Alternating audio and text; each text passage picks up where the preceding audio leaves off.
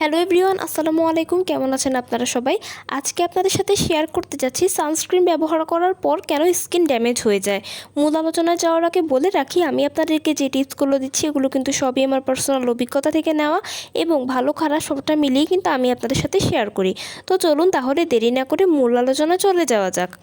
Sunscreen ব্যবহার করা কিন্তু স্কিনের জন্য খুবই গুরুত্বপূর্ণ, কারণ সানস্ক্রিনটা মূলত ব্যবহার করা হয় আপনার ত্বকে সূর্যের অতিবেগুনি রশ্মি থেকে বা অতিরিক্ত তাপমাত্রা থেকে আপনার ত্বকটাকে রক্ষা করার জন্য সানস্ক্রিন ব্যবহার করা হয়। আর সানস্ক্রিন ব্যবহার না করলে কিন্তু স্কিনে নানা ধরনের প্রবলেম দেখা দেয়। কিন্তু অনেক সময় এই সমস্যাটাও হয় যে সানস্ক্রিন ব্যবহার করছেন কিন্তু তারপরও আপনার স্কিনটা ড্যামেজ হয়ে যাচ্ছে বা স্কিনে অতিরিক্ত প্রবলেম হচ্ছে। এটার পেছনে কারণ কি?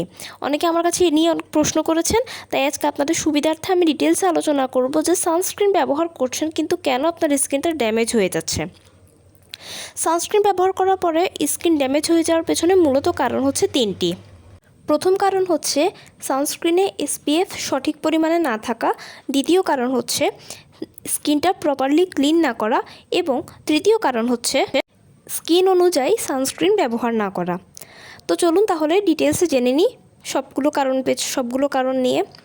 প্রথম কারণ বলেছিলাম SPF সঠিক পরিমাণ না থাকা। সানস্ক্রিনে মূলত SPF হচ্ছে 50 একটা ব্যালেন্সিং মান, যেটা থাকলে কিন্তু স্কিনে কোনো প্রবলেম হয় না। তাই সানস্ক্রিন কেনার সময় অবশ্যই দেখবেন যে SPF 50 আছে কিনা। SPF 50 যদি থাকে তাহলে বুঝে নেবেন যে সেটা আপনার জন্য সুইটেবল হবে এবং সেটা আপনার স্কিনের জন্য অ্যাপ্লিকেবল হবে। আর SPF 50 কিন্তু প্রত্যেকটা স্কিনে প্রপারলি কাজ করবে এবং প্রত্যেকটা স্কিনের জন্যই কিন্তু খুব ভালোভাবে এটা স্যুট করবে। তাই সানস্ক্রিন কেনার সময় অবশ্যই লক্ষ্য করবেন যে SPFটা সঠিক আছে কিনা এবং জিনিসটার এক্সপায়ার ডেটটা ঠিকভাবে আছে কিনা। যদি এই দুটো জিনিস ঠিকভাবে দেখতে থাকেন তাহলেই কিন্তু আপনি ওই সানস্ক্রিনটা ব্যবহার করতে পারবেন। তবে অনেক সময় SPF 30ও আছে, যেগুলো কিন্তু স্কিনের জন্য ভালো, তবে 30 থেকে সবথেকে বেটার হচ্ছে 50, যেটা কিনা স্কিনে কোনোভাবে ড্যামেজ করবে না, আপনার স্কিনে কোনো ক্ষতিও করবে না। দ্বিতীয় কারণ হচ্ছে স্কিনে প্রপারলি ক্লিন না করা।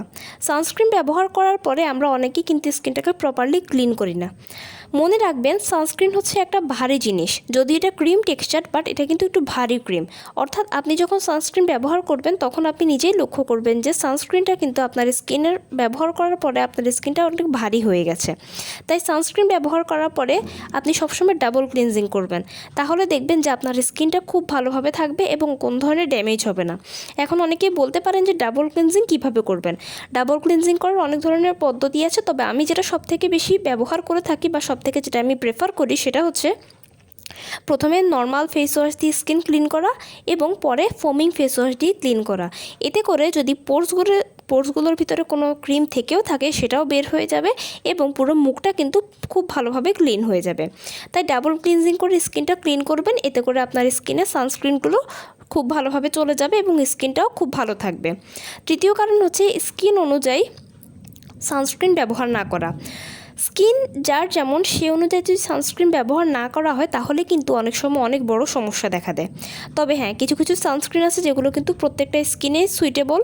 তবে আমি যেটা সবথেকে বেশি ভালো মনে করি সেটা হচ্ছে যে স্কিন অনুযায়ী আপনি সানস্ক্রিনটা ব্যবহার করবেন। অর্থাৎ আপনার যদি অয়েলি স্কিন হয় আপনি অয়েলি টাইপের একটা সানস্ক্রিন ব্যবহার করবেন, আপনার যদি ড্রাই স্কিন হয় তাহলে ড্রাই স্কিন অনুযায়ী একটা সানস্ক্রিন ব্যবহার করবেন, বা যদি কম্বিনেশন স্কিন হয় কম্বিনেশন স্কিন অনুযায়ী কিন্তু সানস্ক্রিন ব্যবহার করবেন।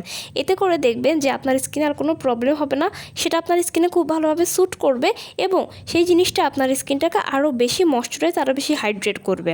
তাই সানস্ক্রিন ব্যবহার করার সময় অবশ্যই স্কিন টাইপ অনুযায়ী সানস্ক্রিনটা ব্যবহার করতে পারেন। তাই যাদের এই ধরনের স্কিনে প্রবলেম আছে, অর্থাৎ সানস্ক্রিন ব্যবহার করার পরেও আপনার স্কিন ড্যামেজ হচ্ছে বা স্কিন অনেক ধরনের প্রবলেম দেখছেন, তাহলে কিন্তু তারা চাইলে আমার সাজেশন করা এই 3টা রুলস আপনারা ফলো করতে পারেন। এতে করে দেখবেন যে আপনার স্কিনের প্রবলেমগুলো কিন্তু অনেকাংশে দূর হয়ে যাবে। তো কেমন লাগলো আমার ভিডিওটি? যদি ভালো লেগে থাকে তাহলে অবশ্যই লাইক এবং কমেন্ট করবেন এবং আমার চ্যানেলটিকে সাবস্ক্রাইব করতে ভুলবেন না। সবাই ভালো থাকবেন, সুস্থ থাকবেন। আসসালামু আলাইকুম।